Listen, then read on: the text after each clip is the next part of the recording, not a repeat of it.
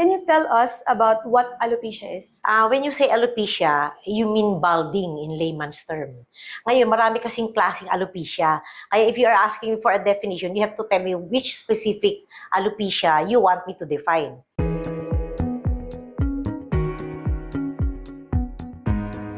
I'm Dr. Grace Carol P. Beltran, a dermatologist, dermatologic and aesthetic surgeon, genetologist, and obesity resource person.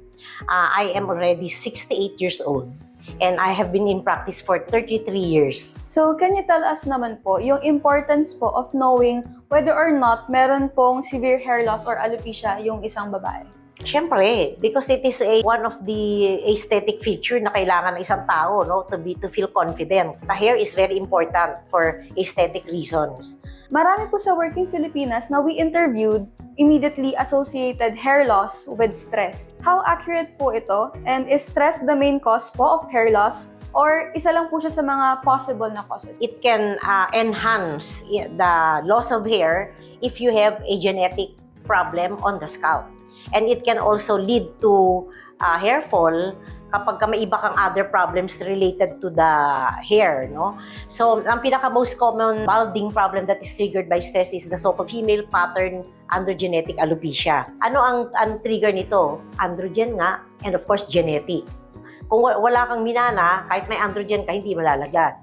Pero dahil minana mo, tapos may stress ka, then malalaglag talaga. So, the more androgens you have, the more shrinkage of the hair follicle. Actually, cause siya talaga.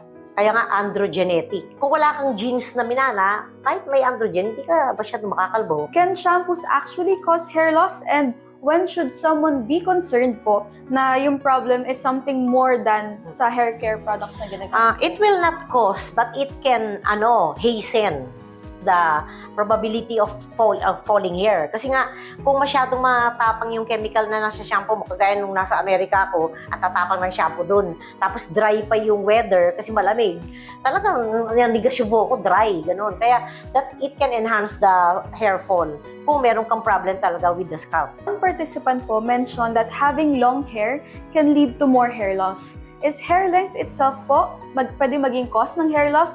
Well, it could contribute to hair loss kasi yung sinasabi nating pulley system kasi mas mahaba. So hilahin mo hirap ng gano'n, oh. Tapos pag binaliktad mo, ang hirap hilahin gano'n, 'di ba? Nagbubulbul because of the length. But it is not the cause of hair fall. If you could correct one misconception that many working Filipinas have about hair loss and alopecia, what would it be po? Na kapag kinalbo ka o ginupitan ka ng buhok, lalong kakapal yung buhok mo. It's not true. Okay? Kasi unang-una, God bestowed upon us a certain number of hair follicles. Kung ano lang ibinigay ng Diyos, yun lang yung certain amount of hair follicles na you have. Hindi mo pwedeng increasein yun. Kaya yung sinasabi nila na pag sinampo mo, kakapal yung buhok mo, hindi totoo yun. Maaaring kumapal kasi tumubo uli yung nag-fall na hair. Pero yung dadagdag yung hair mo, hindi totoo yun. Kasi we are just endowed with a certain number of hair follicle by God. So that will be our number of hair follicle from birth up to the time we die. Hindi mo pwedeng lagdagdagan yung hair follicle mo. That's it na po, Doc, for the interview po mismo.